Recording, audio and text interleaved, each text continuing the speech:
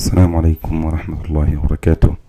Again, we come back with a very interesting story from the sunnah.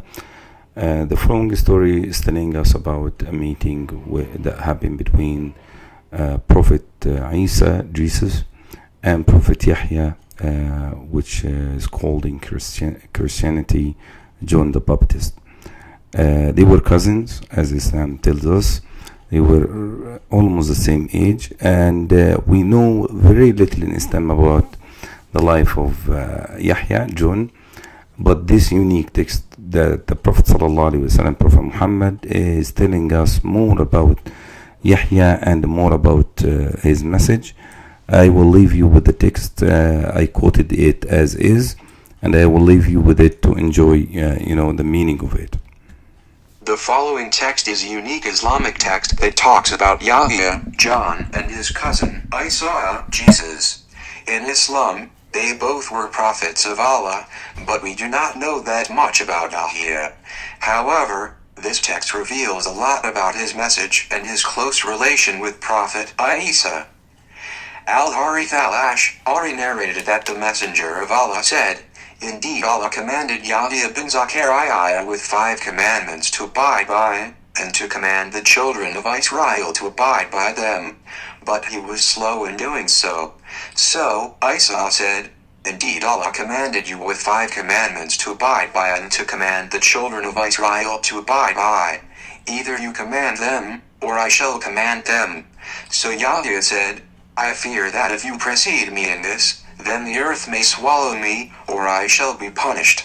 So he gathered the people in Jerusalem, and they filled the masjid and sat upon its balconies. So he said, "Indeed, Allah has commanded me with 5 commandments to abide by, and to command you to abide by. The first of them is that you worship Allah and not associate anything with Him. The parable of the one who associates others with Allah is that of a man who buys a servant with his own gold or silver. Then he says to him, 'This is my home and this is my business, so take care of it and give me the profits.' So he takes care of it and gives the profits to someone other than his master. Which of you would like to have a servant like that? And Allah commands you to perform salah, prayer, and when you perform salah, prayer, then do not turn away, for Allah is facing the face of His worshippers as long as He does not turn away. And He commands you with fasting. For indeed the parable of fasting is that of a man in a group with a sachet containing musk. All of them enjoy its fragrance. Indeed the breath of the fasting person is more pleasant to Allah than the scent of musk. And He commands you to give charity.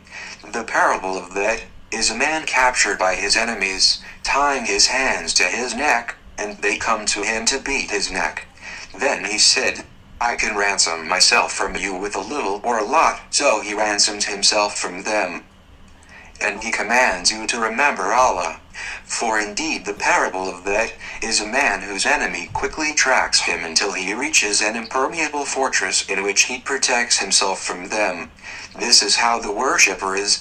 He does not protect himself from shaitan, i.e. the devil, except by the remembrance of Allah." Prophet Muhammad said, "And I command you with 5 that Allah commanded me: listening and obeying, jihad, striving in the cause of Allah, hijrah, migration, and the jama'ah, staying with the Muslim congregation.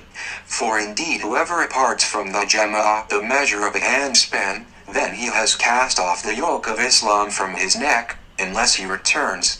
And whoever calls with the call of Jahiliyyah, the pre-Islamic era, then he is from the coals of hell." A man said, "O Messenger of Allah, even if he performs salah and fasts?" So he, i.e. the Prophet, said, "Even if he performs salah and fasts.